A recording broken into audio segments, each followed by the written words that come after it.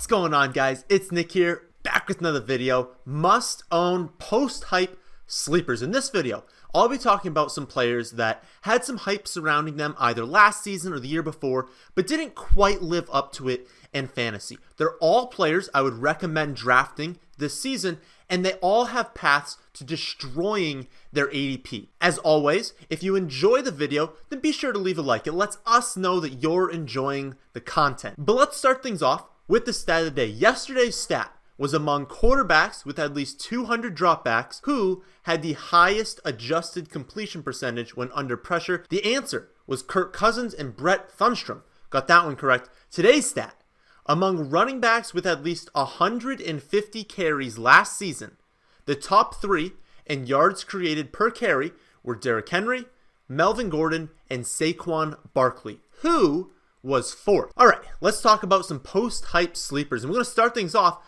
with DD Westbrook. A lot of people were excited about DD when he entered the league, and we were close to seeing a breakout last season. He didn't have an amazing year by any means. His final stat line was 66 for 717 and 5 touchdowns, but he did have 3 games with double-digit targets, and he was able to command over 100 targets as he took over the team's slot role. While he might not have the craziest athletic profile, he is a former Biletnikoff winner, as he was the nation's best wide receiver in his final year of college. He now makes the transition from Blake Bortles to Nick Foles, which should be seen as a positive move. Bortles has never had a season above a 70 PFF grade, while Foles has had 2 consecutive years over 73. In fact, if you remove the season under Jeff Fisher, Foles has a higher touchdown rate and yards per attempt than Carson Wentz had. I'm not saying Foles is an elite quarterback, but he is a good one, and he does target the middle of the field far more than the other areas. His targets by direction last season were 43 left, 131 middle, and 81 right, with completion percentages of 56, 76, and 74% respectively. Where does DD run? Well, 54% of his targets were towards the middle of the field, and he had a very high 71% catch rate on those routes. DD gets open in the middle of the field, and Foles loves to target the middle of the field. This doesn't mean he's a lock to break out or anything, but at his current mid to late 9th round ADP, that's a really nice bargain because they're going to throw the ball, 550 to 600 times. And aside from DD, they have Keelan Cole, who's fine but not all that great. Marquise Lee recovering from ACL surgery. If he's healthy, he will command a target share. But again, there's 550 to 600 targets. And behind that, it's a bunch of scrubs. So DD could easily finish around 125 targets this season, which would make it all but certain that he crushes his ADP. Rashad Penny is next, and Penny ended up as a late 6th round pick last season, even as a rookie opening the season injured. This season, he's got essentially the exact same ADP, but he's in his 2nd year, and he's set to see more opportunity. Chris Carson had an amazing season last year because he is a good running back. He ran for 1,150 yards and 9 touchdowns across just 14 weeks. The thing is, Penny was good too. He was just as good in the receiving game, although it's worth noting both were used pretty minimally. He had a higher yards per carry and a higher yards per carry after contact, both of which were not skewed by long runs. He also had 10 or more rushing yards on a greater percentage of his carries and a much higher breakaway percentage. All of these stats indicate that he should expect to see a high yards per carry again this season. Penny was also much more dominant in college, posted a higher target share and a much higher 93rd percentile height adjusted speed score. Chris Carson is a very good NFL running back, but so is Penny. And there are huge concerns surrounding Carson and his ability to stay healthy. He has suffered the fractured leg and the hip sprain while in the NFL, but also before he even made it to the NFL, he broke his thumb, he fractured his forearm, and he tore his ACL. He has not played a full season since at least his junior year of high school. So when you combine the concern over him staying healthy with the fact that it's not Carson that's going to get all of Mike Davis's work, Carson's workload pretty much maxed out per game last season. That's all going to go to Penny. So Penny has more to gain than Carson does. Even if Carson stays healthy, and this is just a 1A, 1B, or they split the work, Penny is still a value where he's going in drafts. And because he's already a value with the upside to just explode if something were to happen to Carson, he's a great pick. Third guy on the list is Anthony Miller. And Anthony Miller was a very popular sleeper pick last season in his rookie year.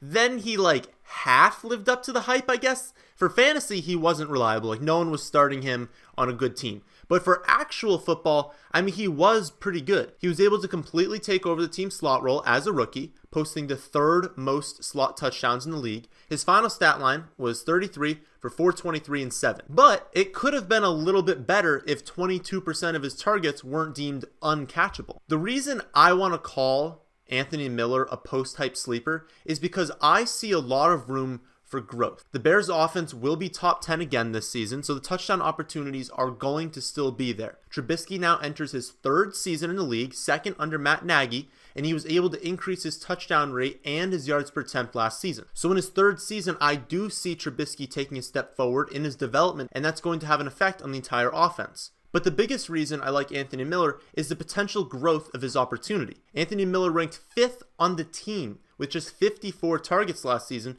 including just 13.7% of the team's total air yards. The offense is going to spread the ball around, but there's absolutely room for Miller to command a larger target share this season. We're always looking for people late in drafts that could be mid-round picks next season, and I could absolutely see Miller taking a step forward in his second season. He's now healthy, coming off of his shoulder surgery, and being a 6th-round pick next year. He's extremely talented, and this is going to be a good offense. Fourth on the list is DAndre Foreman. Now, I want to begin this one off by saying we still need to watch the news coming out of camp. He's been hyped up all offseason, but it would be nice to see him clearly win the second-string job in camp and in the preseason.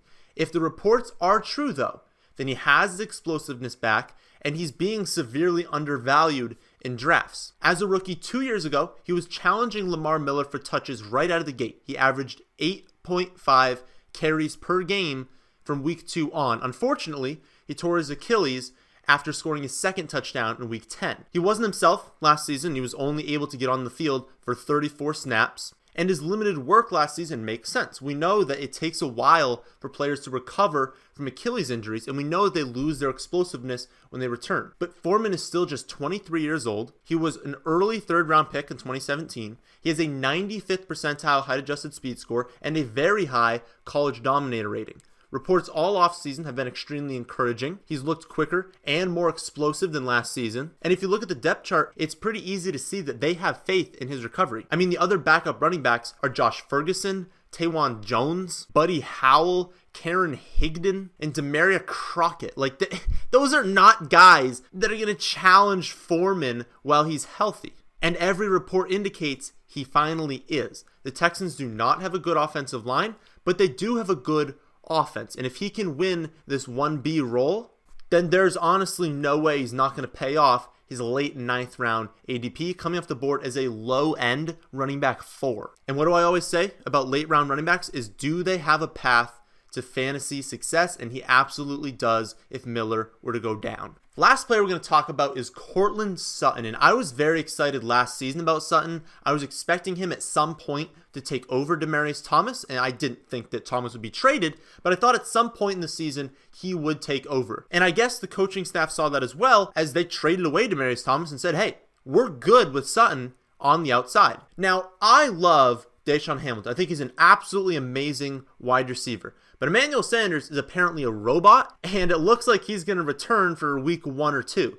So while I believe when healthy, Deshaun Hamilton will win the starting slot role, Sutton is completely unaffected by Sanders. So when you have the risk of the unknown with Hamilton, with Sutton, you don't. No matter what happens in the battle between Hamilton and Sanders, who gets the slot, who plays in 12 personnel, well, we know Sutton is going to be on the field all the time. Sutton was an early 2nd-round pick last season. He boasts an 85th percentile height-adjusted speed score, a 98th percentile agility score, a 91st percentile catch radius, an 85th percentile college dominator rating, 85th percentile SparkX score, and a very early breakout age. Athletically, he has everything we want from a starting outside wide receiver. What we saw last season is that he needs to work on catching the football.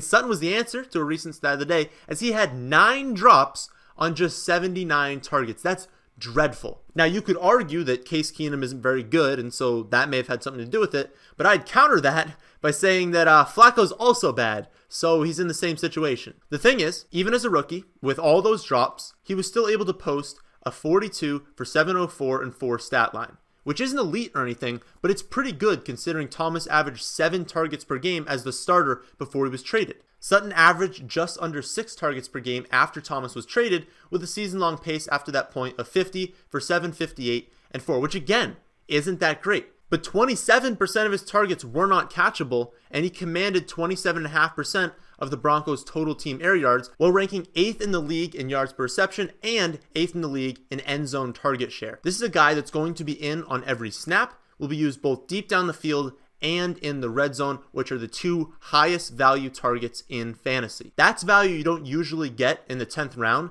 and it's just another reason why you can target running backs and tight ends early this season and wait on wide receiver. So, those are my must-own post-hype sleepers this season. Remember, you can download my rankings and my projections at our website, thefantasyfootballadvice.com. But that's the end of this one. I hope you guys did enjoy. If you did, how about hitting that like button? If you're new here, how about subscribing to the channel? But thanks for watching.